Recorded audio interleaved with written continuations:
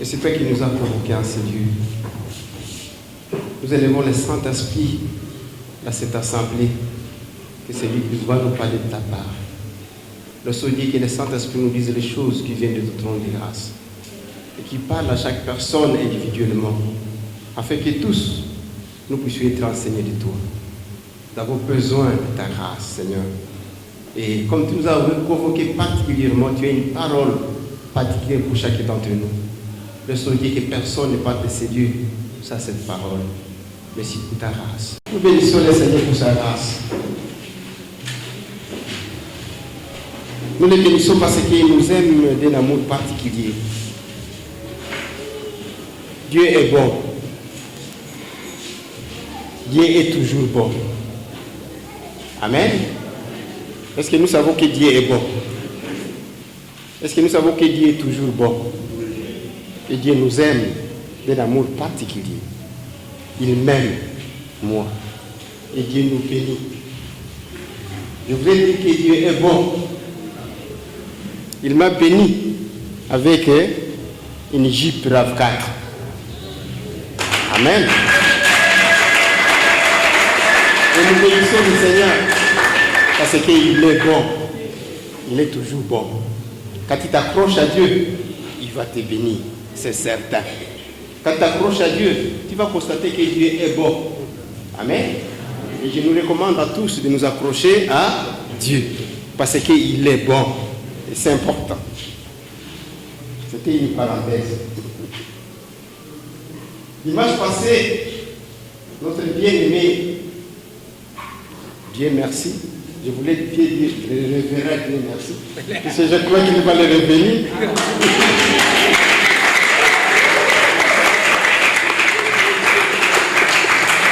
Il nous a bien instruit, il nous a parlé de la nature de l'unité. Et quand j'étais là où j'étais assis, j'ai grésillé de joie. Je disais, voilà, un pasteur. Et j'étais très content. Et nous avons besoin de plus jeunes qui s'élèvent pour devenir des pasteurs dans cette église. J'ai vieilli, date est en train de vieillir. Il est plus jeune que moi, mais il est en train de vieillir. Donc nous avons besoin de jeunes qui s'élèvent, qui sont en train d'être équipés pour diriger cette église. Et nous avons besoin de voir de tels jeunes dans notre église, c'est important. Aujourd'hui, je suis en train de vous parler d'autre chose, mais ça va aller dans le même sens. Je parle que c'est par le baptême du Saint-Esprit que tous les chrétiens sont unis. Je vais expliquer. Vous voyez que nous avons introduit quelque chose de nouveau. Le baptême du Saint-Esprit. Parce que nous avons parlé de l'unité. Nous introduisons quelque chose de nouveau.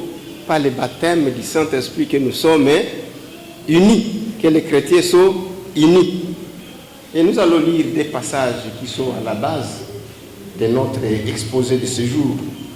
Nous lisons dans 1 Corinthiens, chapitre 12, versets 12 et 13. Je vois que Moussa Marie-Laure peut venir avec sa Bible aujourd'hui. Hein? C'est grave. Je vais demander à une autre personne de lire. Notre aumônier de l'Université Shalom. 1 Corinthiens chapitre 12, versets 12 et 13. 1 Corinthiens chapitre 12, versets 12 et 13. Car, comme le corps est un et a plusieurs membres, et comme tous les membres du corps, malgré leur nombre, ne forment qu'un seul corps, et si en est de Christ. Nous avons tous, en fait, été baptisés dans un seul esprit pour former un seul corps, soit juif, soit grec, soit esclave, soit libre.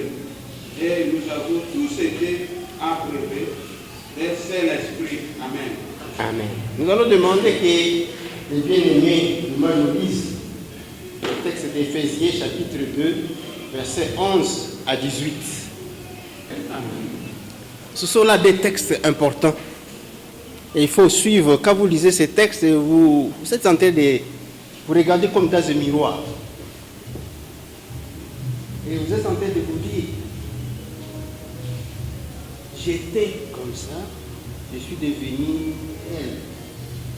J'avais une identité tordue avant, aujourd'hui j'ai une identité bien déterminée. Et c'est important pour nous. Et quand vous regardez ces textes, vous êtes en train de voir qui réalise en fait cette nouvelle identité à nous. Et c'est pour cela que j'ai dit, ce texte est très très important parce qu'il nous permet de voir ce que nous sommes réellement. On ne peut pas se cacher devant ce texte. Le premier texte que nous avons lu, nous ne commençons pas par celui-là, mais il nous montre que le corps humain a plusieurs membres. Mais ce n'est pas pour autant qu'il soit un corps différent. Il reste toujours un seul corps. Mais il en est de même de Christ. C'est-à-dire, on est en train de comparer Christ comme un corps humain. Mais si nous regardons Christ, c'est réellement un corps. Mais il faut comprendre quel type de corps Christ est. Quand on parle du corps de Christ, on voit directement l'Église. On voit Christ comme la tête et nous, les membres de l'Église, comme étant ses membres. On dit, comme le corps humain est un, avec plusieurs membres, l'année de même du corps de Christ, il est un, mais avec plusieurs membres. Et ces membres, ce ne sont pas comme les membres du corps, ce sont des hommes, des femmes que nous sommes, mais qui sont venus de plusieurs couches sociales. On dit les Juifs, c'était une catégorie à part. Il y a les païens qu'on appelait les Grecs à part. Les esclaves, les livres, tout ça à part. Et puis il faut considérer les femmes et les hommes. Et dit tous forment un seul corps en Christ. Ils ont été baptisés par le Saint-Esprit. Ils ont bu à une même source qui est le Saint-Esprit. Cela veut dire quoi? Cela veut dire en fait, par le baptême du Saint-Esprit, nous avons été immergés dans l'Esprit. Baptême vient du grec, du verbe baptizo, qui signifie immerger, plonger. C'est-à-dire tous, en Christ, nous avons été plongés dans le Saint-Esprit. Et le Saint-Esprit, c'est le lien qui nous met ensemble. Et le Saint-Esprit, c'est le lien qui nous met, qui nous unit, nous tous, nous les chrétiens. Sans le Saint-Esprit, on ne peut pas parler de l'unité de l'Église.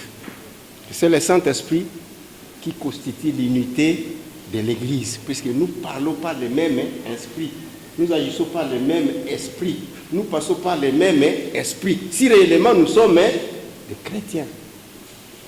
Amen.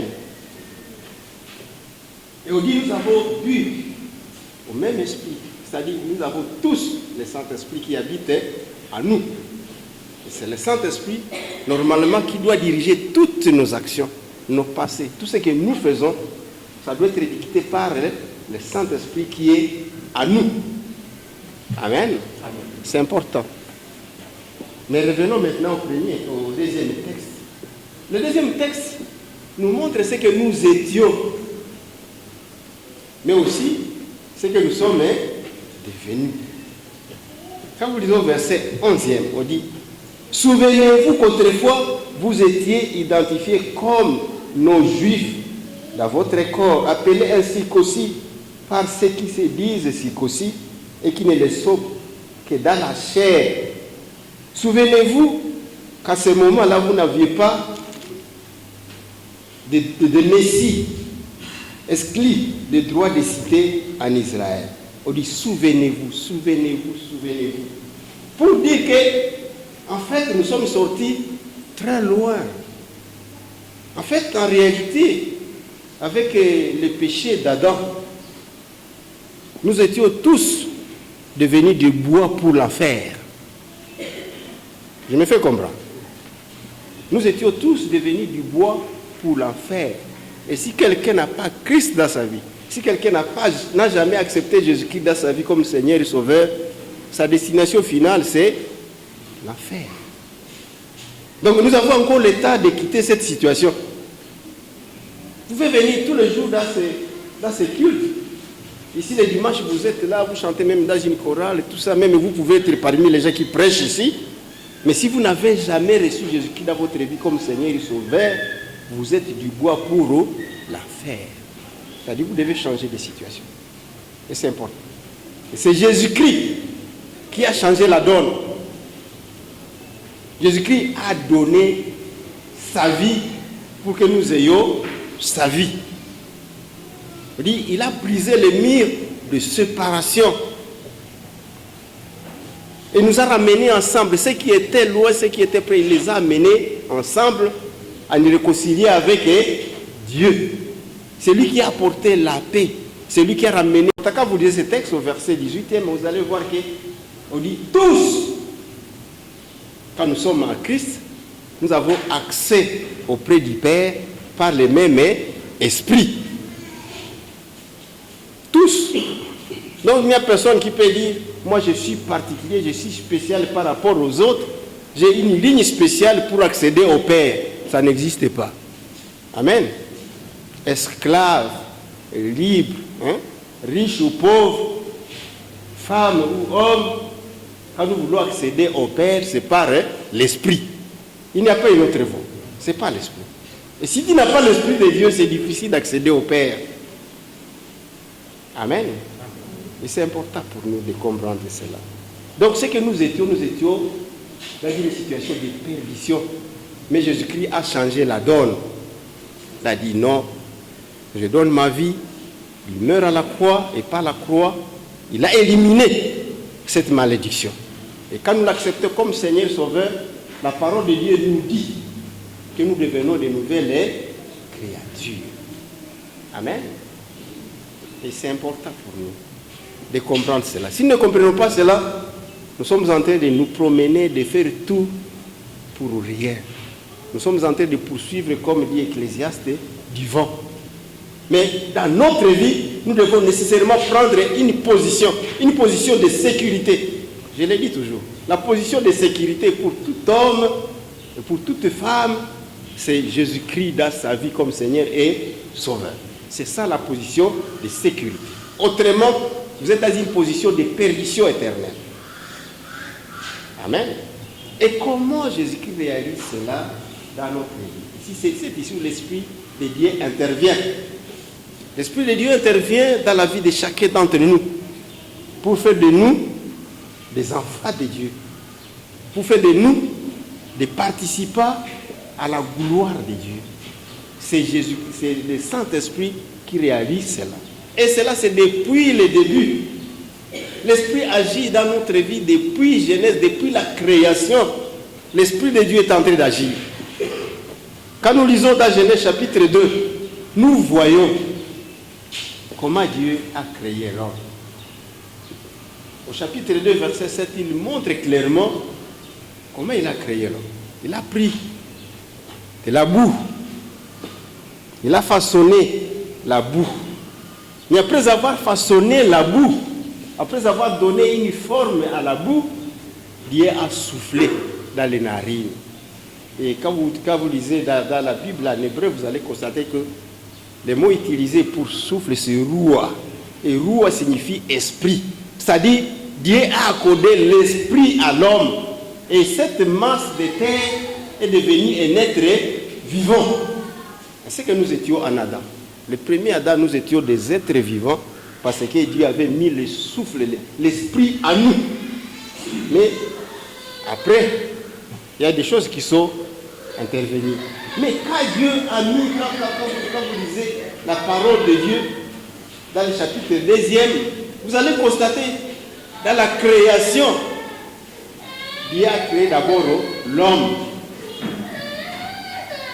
Et maintenant, attends, est-ce que nous sommes ensemble? Dieu a créé d'abord l'homme. Quand il a créé l'homme, après il a constaté que l'homme ne pouvait pas vivre seul. Mais Dieu avait joué tout simplement un tour à Adam. Parce qu'il avait caché la femme au-dedans de Adam. Vous comprenez ça? Mais après, au moment fixé par Dieu lui-même, quand il a vu les réactions d'Adam, qu'est-ce que Dieu a fait? Il a sorti la côte.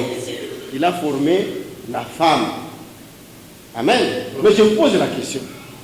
Est-ce que cette femme que Dieu a formée avait l'esprit ou pas? C'est une question que je vous pose. Il avait l'esprit ou pas?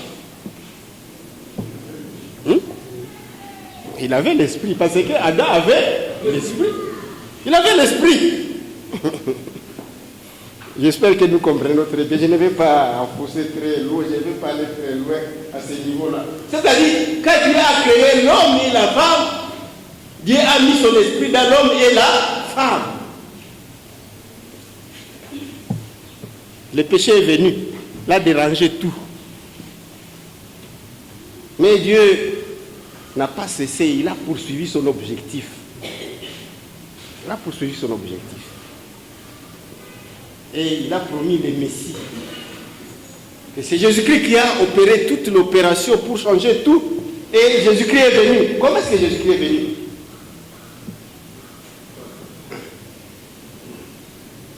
Vas-y. Il est venu par la femme. Par la femme. Mais comment est-ce qu'il est venu par la femme? C'est l'esprit. C'est l'esprit. Et l'ange a dit, comme c'est l'esprit qui est le concepteur de cet enfant qui va naître, il sera appelé fils qui est très haut. C'est l'esprit. Oui, début esprit, ici esprit. Et nous continuons. Il faut bien réfléchir. Parce que si nous ne comprenons pas ces choses-là, nous ne saurons pas comment marcher avec Dieu. Du temps de Jésus-Christ, un savant vient interroger Jésus-Christ. Il dit, Jésus-Christ, tu es en train de faire des choses extraordinaires. Un homme ordinaire ne saurait pas le faire. Il n'y a que quelqu'un qui est venu d'en haut qui peut faire de telles choses. Jésus-Christ lui dit, en vérité, c'est vrai, mais tu es le savant de la parole de Dieu. Comment est-ce que tu ne connais pas que ces choses-là peuvent arriver de cette façon? Il faut nécessairement que vous puissiez naître de nouveau pour comprendre ces choses. Et Nicodème s'est dit, mais qu'est-ce que Jésus est en train de dire? Je suis déjà vieux, est-ce que je peux encore rentrer dans le ventre de ma mère pour naître encore? Jésus dit, vous ne comprenez pas. Il faut que vous naissiez d'eau et d'esprit. Il dit, il va souffler. Il veut comme il veut, mais d'où il vient, vous ne savez pas. Là où il va, vous ne savez pas. Mais vous, si vous ne pouvez naître d'eau et d'esprit, vous ne pouvez pas entrer dans le royaume de Dieu. Amen. Très très important. Je répète, si vous n'êtes pas né d'eau et d'esprit, vous ne pouvez pas entrer dans le royaume de Dieu. C'est l'esprit de Dieu qui détermine si nous allons entrer dans le royaume de Dieu ou pas. Ce n'est pas notre beau vouloir, ce n'est pas parce que nous crions, moi je vais entrer au ciel, je vais faire ceci, que tu vas entrer au ciel nécessairement. Il faut que l'esprit puisse déterminer que réellement vous allez entrer au ciel. Il faut que vous ayez l'esprit. Si vous ne l'avez pas, vous n'entrez pas. C'est ce que Jésus-Christ dit. Et c'est l'esprit de Dieu qui met le sceau sur nous, que nous avons droit d'entrer au ciel. Vous lisez dans Éphésiens chapitre 1er, versets 13 et 14. C'est l'esprit de Dieu qui met les symboles sur nous. Et pour dire, celui-ci, il peut entrer dans le royaume de Dieu. Celui-ci, il est déjà pour le royaume de Dieu. Et c'est important. Et c'est l'esprit qui dit à notre esprit que nous sommes enfants de Dieu. Nous lisons ça dans la parole de Dieu. Donc, si l'esprit de Dieu ne sait pas te dire que tu es enfant de Dieu, c'est que tu n'es pas enfant de Dieu. Parce que le Saint-Esprit, quand il est en train de te façonner, il va te dire, change ici, change là, change là, change là. Le Saint-Esprit est en train de te dire. Parce qu'il est en train de te façonner pour que tu aies les alliés, tu marches comme un enfant de Dieu. Puisque là, quand nous avons l'Esprit de Dieu, nous avons une nouvelle identité. Nous sommes enfants de Dieu. Mais avant ça, nous n'étions que des créatures de Dieu. Et ça, nous devons comprendre. Si nous ne comprenons pas ça, ça veut dire que nous sommes totalement dehors. Mais continuons. Jésus-Christ est venu, il a pris la nature humaine par le Saint-Esprit. Mais il a fait son travail à la croix. Parce que dans son travail, il voulait que tous, nous puissions être des enfants de Dieu.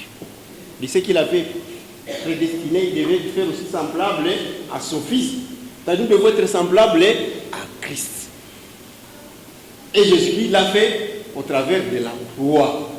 Et ce n'est pas la croix que Jésus-Christ a transformé toute l'humanité pécheresse. Amen. Dans la parole de Dieu, disons un savant qui disait, quand vous lisez la parole de Dieu, vous allez constater qu'il est écrit Dieu m'a formé, c'est-à-dire il m'a créé. Satan m'a déformé. Et c'est Christ qui m'a transformé. Donc nous voyons ce schéma-là. Et c'est le Saint-Esprit qui agit pour notre transformation. Et quand Jésus-Christ vient de faire son œuvre à la croix, nous voyons ce qui se passe maintenant à Pentecôte.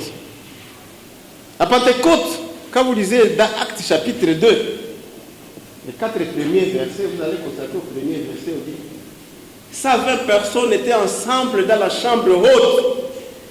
Et tout à coup, on entend un vent violent qui est en train de souffler. Un vent violent. Et quand ce vent violent souffle, il y a un phénomène particulier qui se passe dans la chambre haute. C'est qu'on voit des langues sous forme de feu se déposer sur les 120 personnes qui étaient dans la chambre haute. Et les gens vont les écouter parler en différentes langues, mais les gens qui étaient dehors, ils sont en train d'écouter ces gens-là parler dans leur propre langue. Comment cela s'est opéré? Il y a le souffle au début. Vous voyez le souffle dans Genèse 2, mais le souffle ici dans Acte 2. Et c'est la formation de l'Église. Quand l'Esprit de Dieu souffle, quand l'Esprit de Dieu agit, et Pierre parle, on voit directement 3000 personnes se convertir. Et c'est le commencement de l'Église. C'est le nouveau corps. Le corps du Christ se forme. Comme là, nous avons Adam qui s'est formé. Nous avons maintenant ici le deuxième Adam qui a formé son corps. Amen. Et ça, c'est important. Est-ce que nous sommes ensemble? Est-ce que vous me suivez? Le corps que Dieu a créé au début avec plusieurs membres. Le corps que Dieu crée à Pentecôte, c'est avec plusieurs membres, hein? Mais ce sont des hommes et des femmes qui viennent de partout. On dit des esclaves, des libres, des juifs, des non-juifs, des pauvres, des riches, les femmes et les hommes, tous, ils forment un même corps. Et la tête de ce corps, c'est Jésus-Christ. Et les liens pour former ce corps, c'est l'Esprit de Dieu. Le Saint-Esprit, il a soufflé, il a mis tout le monde ensemble. Ils ont commencé à parler le même langage. Pas une même langue, mais même langage. Et quand nous parviendrons à parler le même langage au milieu de nous, les choses vont changer. Les choses vont changer. Mais ici, nous parlons de langages différents. On se tiraille, on s'injurie, les gens gardent des rancines, la haine. On dit n'importe quoi. Mais on se pose la question, est-ce que ces gens-là ont l'Esprit de Dieu? Est-ce que ces gens-là, ils sont vraiment un même lien? Des fois, j'ai lu quand je regarde dans certains groupes WhatsApp, quand les gens échangent, ils disent des choses, je dis, mais est-ce que ces gens ont l'Esprit de Dieu vraiment quand ils sont en train de dire ces choses-là dans les groupes? Hein? Est-ce qu'ils édifient qui en parlant de cette façon dans les groupes? Il n'y a même pas un seul qui peut être sage pour dire, je ne vais pas abonder dans le sens de l'autre là. Hein? Il faut que j'abonde dans le sens positif de l'Esprit de Dieu. Je dis, non. Nous devons changer. Nous devons changer. Moi, je dois changer. Vous devez aussi changer. Nous tous, nous devons changer. Quand nous changeons et que nous marchons selon l'Esprit de Dieu, tout change. On ne va pas voir des gens qui se haïssent dans l'église. On ne va pas voir des gens qui se gardent des rancunes. On ne va pas voir des gens qui se critiquent inutilement. On ne va pas voir des gens qui projettent le mal pour les autres. Non! Nous serons caractérisés par l'Esprit de Dieu. Et c'est ce que nous devons être. L'Église doit être caractérisée par l'Esprit de Dieu. Les gens du dehors doivent voir que l'Esprit de Dieu est en train d'agir dans cette Église. Mais quand les gens sont en train de se battre, de se tirailler, diviser pour de n'importe quoi, crier pour n'importe quoi, se bagarrer parce que l'un veut être au-dessus de l'autre et tout ça, mais c'est ridicule. C'est ridicule. Nous devons changer. Nous devons changer. Et nous devons voir tous les jours, est-ce que vraiment l'indicateur du changement se voit dans ma vie? Est-ce qu'on peut dire que j'ai réellement changé? Il y a des indicateurs, c'est donné dans la parole de Dieu.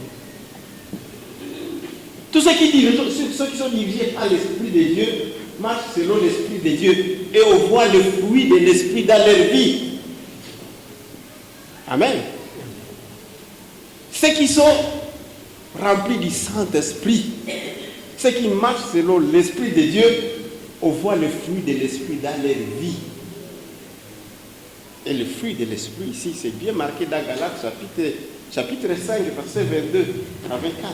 L'amour, la joie, la paix, la bonté, la bénignité, la bienveillance, la patience, la fidélité, la maîtrise de soi. Mais ici, quand on parle de maîtrise de soi, ça il faut écarter dans la vie des chrétiens.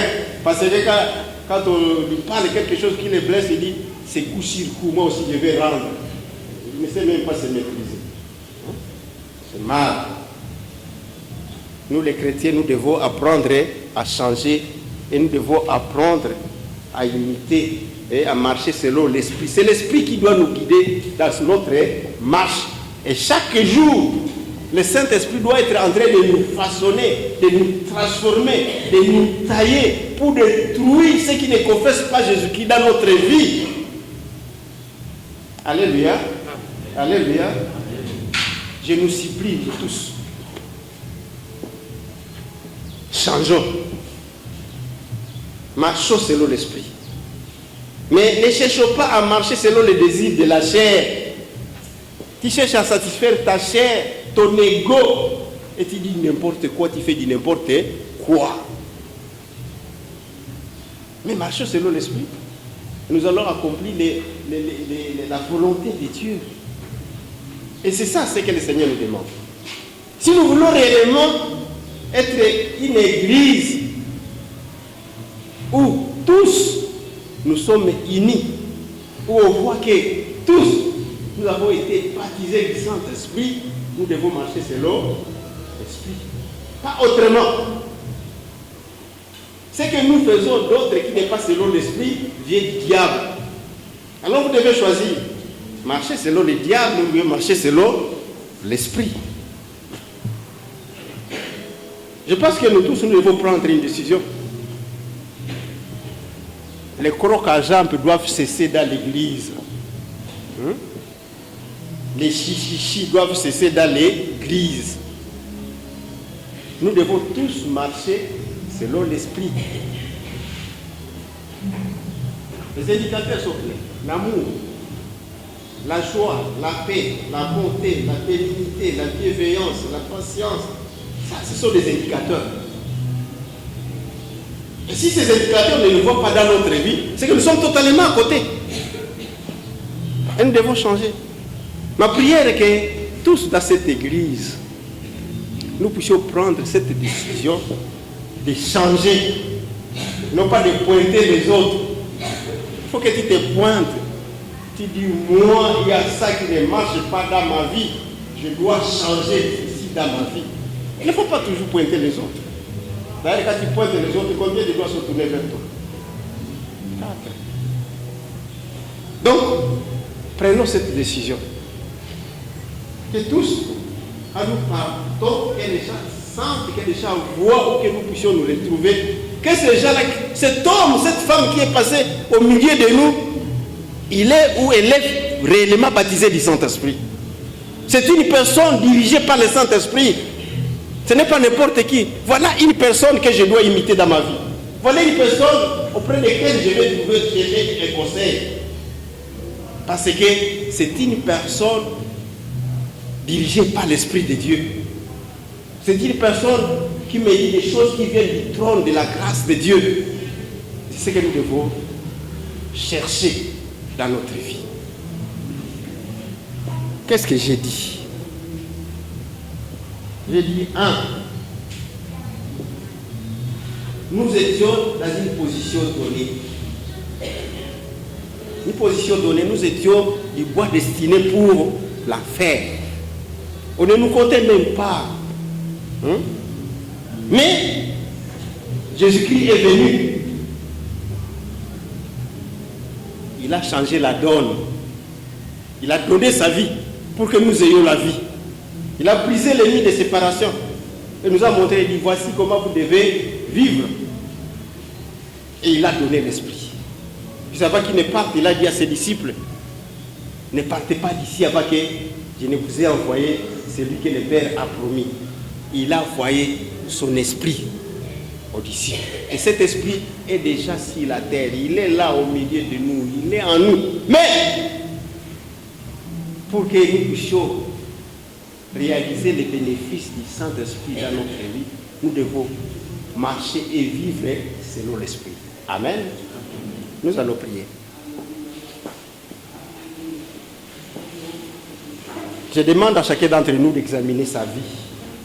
Ne regarde pas à regarder l'autre. Là, ton cœur ne dit pas l'autre. Regarde ta vie à toi. Est-ce que je marche? Est-ce que je vis selon l'Esprit? Ce n'est pas le cas, demande pardon à Dieu. Si tu gardes quelque chose contre ton frère ou ta soeur quelque part, mais c'est facile, va trouver ton frère, va trouver ta soeur.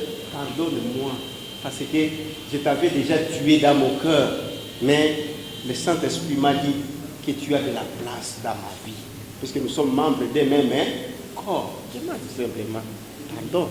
Et nous allons voir que la vie de notre Église va changer. Nous allons voir l'Esprit de Dieu souffler dans cette Église. Prions ensemble.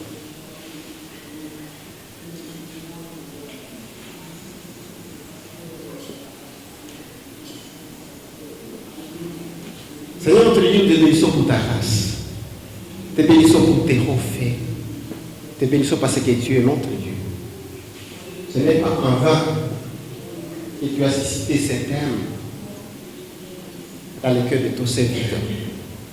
Que nous devrions parler nécessairement de cela. C'est parce qu'il y avait un besoin pour l'Église, un besoin pour chacun d'entre nous.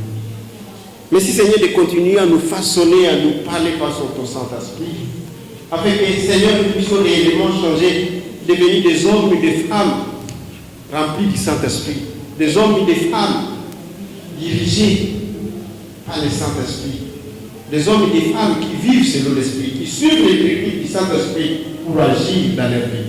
Nous t'élèvons et te bénissons dans notre vie. Que ton nom soit élevé au milieu de nous. Mais si tu es soufflé dans notre Église, afin qu'il y ait un changement profond. À toi seul soit la gloire, toi notre Dieu. Au nom de Jésus-Christ. Amen.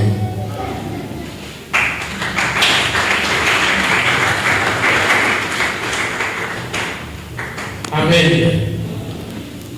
La parole de Dieu est claire. Quelle est ta position? Quelle est ta position? Au travers de l'être accompli parfaitement par notre Fils Jésus. Merci Seigneur pour le salut. Merci Seigneur pour nous avoir parlé tes enfants, tes fils, tes filles. Et nous sommes les héritiers des royaumes. Que ton nom soit loué pour avoir utilisé nos serviteurs, qui nous a parlé de ta part comme un instrument, Seigneur.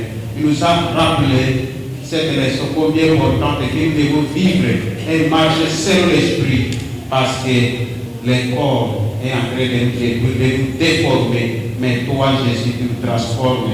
Et ton esprit nous enseigne à nous écarter de ce qui ne marche pas selon ta volonté. Aide tout un chacun d'entre nous, Père, à marcher selon l'esprit, à réellement être transformé, à éviter, Seigneur, ce qui ne t'honore pas dans la vie. Seigneur, bénis ce message et bénis les messagers. bénis tous les chantiers d'entre nous. Nous prions, Seigneur, que pour un chantier d'entre nous, afin que nous puissions être transformés et que tous ensemble, nous puissions ressembler à toi, Jésus. Toi qui es venu nous montrer les montées et la suivre. Et ta parole nous demande de marcher selon les traces que tu nous as laissées dans ce monde. Béni sois-tu, gloire te soit rendue. Merci aussi pour les offrandes que tes enfants ont données ce matin pour t'honorer, Seigneur. Car ta parole nous demande de t'honorer avec nos pieds. Oui, Seigneur, sacrifie ces offrandes. Bénis tous tes chantiers d'entre qu'il a donné, Seigneur, avec amour. Et, Seigneur, bénis les sources de provenance des chantiers d'entre nous. Sanctifie et bénis ces offrandes. Sanctifie et bénis ton église, Seigneur, parce que c'est cette église-là pour laquelle tu es venu dans ce monde, comme pour venir former et, Seigneur, bien entendre par la suite les fruits de cette œuvre-là. Oui, béni, dira la semaine, tout est chanté d'entre nous. Aide-nous, Seigneur, à marcher selon ta volonté, dira ce mois, dira cette année, et dira le reste de notre vie. Bénis cette église et glorifie-toi en elle tous les jours, Seigneur, que nous puissions t'honorer et glorifier. Nous te bénissons. Va avec tous les chacun de nous et conduis-nous, Seigneur, et fais que nous puissions être, Seigneur, ces êtres qu'il faut t'honorer tous les jours de la vie, parce que ton esprit nous éclaire. Nous te bénissons, nous te louons au nom de Jésus-Christ. Amen.